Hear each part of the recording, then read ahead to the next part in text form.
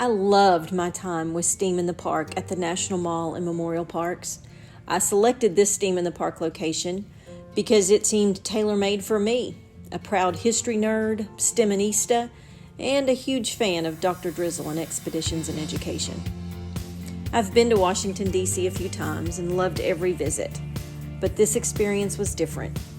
This time I was not a tourist, I was a learner, a student of the park and its stories. I got lost in marble and monuments and museums and stories. Stories we've heard for years and stories that are forgotten or hidden in the shadows.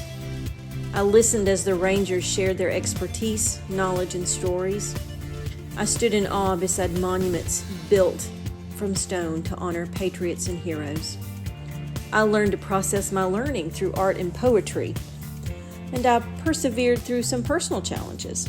It's a long way to the top of the Washington Monument, and watercolor pencils have sort of been my nemesis.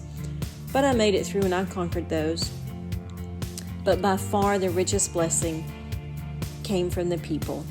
My fellow educators, the park rangers, Jen and Bethany, and of course Dacia and Steve. We walked, we talked, we laughed.